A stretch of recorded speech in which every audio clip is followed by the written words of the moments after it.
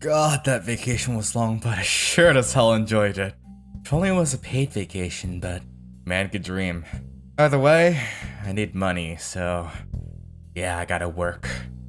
Or I could do some snooping. Yeah, that sounds more appealing. Alright, what's the file this time? Okay, looks like we have a Magnus Scott, subject 15M-RFT18. Hailing from the good US of A, that some might say. I don't, but who cares about my opinion? He's 34, 6'1", and 213 pounds. Occupation biker gang. Didn't know that was an acceptable occupation, but he does have a grandfather and father. But doesn't seem he had a mother or any sisters, it looks like. Right, don't assign female researchers to Magnus, it says. Okay. The leader of the famous USA motorcycle gang, Lotham. Even before he became the leader, the group was well known. Therefore, other bikers constantly intimidated them wherever they went, resulting in endless gang fights. Magnus always won the fight no matter the numbers he was against. That is how he became the living legend among the motorcycle gangsters and the leader of Lotham. He is very proud of his absolute power. Due to his gangster background, he is talented at aggravating others. His favorite words are power and persistence. He does seem the intimidating type. I mean, just look at him! And no doubt he's strong too. Unrelated, but funny that his favorite words are power and persistence. I would have said As said before, one's values are all who they are. In Magnus's case, his core value is power. He judges people by whether they have power or not, and he believes that the weak must submit to the strong. Therefore, he thinks manliness is the best value and he is afraid of losing it. When he hesitates, you can motivate him by telling him that that's so not very manly. Controlling him is easy that way. Sounds like a very specific someone I know, except it's sort of opposite. Fiora wanted to sort of protect the weak, but Magnus wanted them to submit to the strong. Yeah, I can see those quarrels come by very quickly. At least now I do. But at least I can control them. Pulling that man card actually might be useful. Just gotta underline that for the next person. He'll thank me later. But seems like he doesn't sound like he's much of a problem to deal with. As long as we don't assign a female researcher. We had one requirement, guys. One. And this is why. And I quote, "We are not living in the Stone Age. Why does Magnus always try to do everything by force? It's laughable when he says, 'You must listen to me because I'm stronger.' Even little kids don't talk like that. I hate it when he says, 'Why do I have to listen to girls?' and 'You are pretty good for a woman,' as if that's a compliment.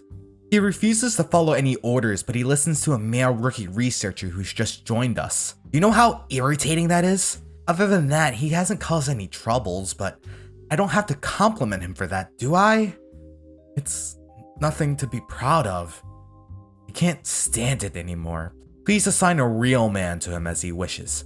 Yeah! That didn't go well, now did it? And even then, look, sorry, no, listen. I don't even know who I'm talking to right now, and I feel like I'm going mad. Try to be understanding toward Dr. S, who was the previous entry I just read. She was hurt several times by Magnus because of her gender. He never empathizes with those weaker than him, but it also doesn't mean that he brown noses anyone who is stronger than him either. I think he believes that they will have to follow him since they are weaker than him. I can see how he must have treated his men before he came to the island. I am certain that he was kicked out by his men because of his overbearing, haughty attitude. He looked down on his men and mistreated them, not to mention women and children who are weaker than him. Before coming to the island, he believed a man should never fight against women and children, but not out of consideration for their weakness. It was more like, I don't have time to fight against these weaklings. He hates cowards more than the weak. He always says, people are weak because they are cowards, and people become cowards because they are weak. Therefore, he never goes back on his words or abandons his loyalty to others. Most of all, Magnus hates those who abandon their principles in difficult situations. Those who begged for mercy when their death was close at hand, well, they did not come to an easy end.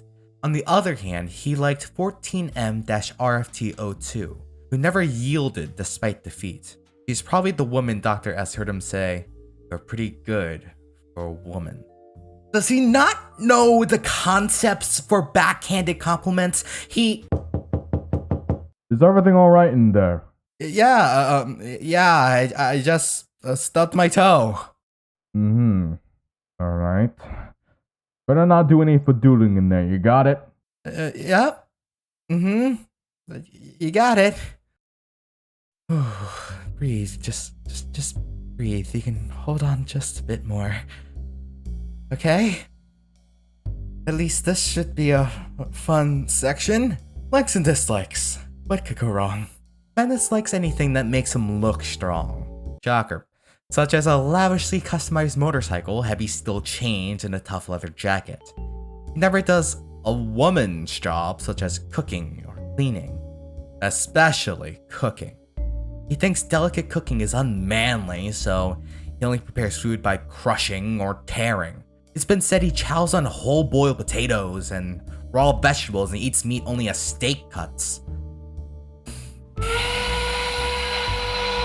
Alright. No comment. And how do we know all of this? Well, he likes to ramble this one-time eye stories. Magnus mentioned he fought 17 guys by himself before someone to lick his boots every morning for 3 months for saying one thing wrong. He thinks stories like that prove his manliness. He has no problem starting an argument, but he can't tolerate being provoked. We heard that in his life outside the island, he took on fights against many because they said something like, "You put on a show because you're a little girl inside," or "You like men so much, are you gay or something?" On a side note, when we told Magnus about that, he was quite taken aback. I don't know what to take from that. Man likes to fight, but I can't tell if he's homophobic or not. Because I can't tell if he's fighting people because of the homophobic comment, or if he's taking that as an insult. Sense doubt. But what is his weakness, huh? I think I could guess, but I'm gonna read it anyway. He bursts off anything that doesn't agree with his values as things that just can't be understood and tries not to think about them too deeply. Simply put, he is not interested in them. What would the strong gain from caring for the weak? When people do things that are cowardly, he's not interested in how or why they acted that way. He just flies into a fit of rage because of it. It was the same thing for the gang he was in. He wasn't interested in knowing why they turned their backs on him or why their hearts left him. What got him angry was the fact that the people who mooched off of him left him when the situation became unfavorable to them. But every effect must have a cause. As previous doctors said, people slowly pulled away because of his attitude. There were people who would give him advice, but he wouldn't listen unless he respected them. It was difficult to improve no matter what it was they said. He regarded it as an excuse from a weakling. People like 15M-RFT18 who views the world based on a respect for power, and 14M-RFT11 who judges the world based on a sense of justice will always hit rock bottom one day. They'll eventually realize that there are many other ways to view the world, or they will become trapped in their own worldview, and it's entirely up to them. That is the most truest thing today, because there's just not one way to look at things. The world would be way too easy otherwise. And, well, easy is just boring. And if that mindset that you have doesn't change, there's only one thing that's just ahead of you: grief. And on top of that, his gang didn't even like him. They turned on him. And you wonder why, right? Well, luckily, we do have an answer to that question. It's from a fellow gang member himself. Magnus, I know the guy. Never actually rides, only gets in fights. Everyone knew who Lotham was, and they tried to pick fights. It's a biker who doesn't get on the motorcycle. Biker needs to care for his steel horse. Max, his rival, knew how to be a real biker. Probably why Magnus offed the guy. Said he didn't, but we all know he did. Coward. He would look much better if he sold his motorcycle and just carried around steel pipes, smashing people's heads in. There are enough people who think just like me, even among his posse. And that's who he was all along. Coward. A hypocrite. Unreliable. You couldn't even call him a member in the biker gang. At the very least, you could just call him a murderer. This is a man who holds on to one thing, his strength. And to a fault. Because outside of that, you could name flaw after flaw after flaw, and you couldn't help but just to agree. He legit just crashes his motorcycle into people. I seen it 2 days ago. The bike, isn't that considered sacred? I need to... Wait, what's this here? What's this sticky note here? Max's death was an accident? Who wrote this?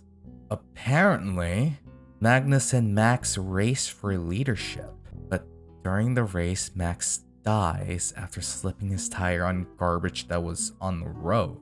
Huh. So, it's an accident. I think I should tell someone about this. He may be a bastard, but we gotta do what's right. I'll be back.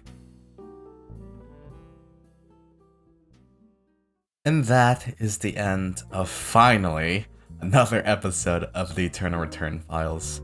And, just for a teaser, here's the next person in the Eternal Return Files.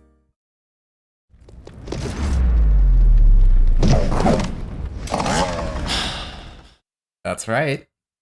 Since, well, Eternal Return is going to actually have its release, I think it's only fair to go back to our original roots and say a nice little scary hello, Jackie. But thank you very much for watching. Leave a like, comment, subscribe, all that jibba jabba, my kings, my queens, and my royals, and I. I'll see you soon. Lord knows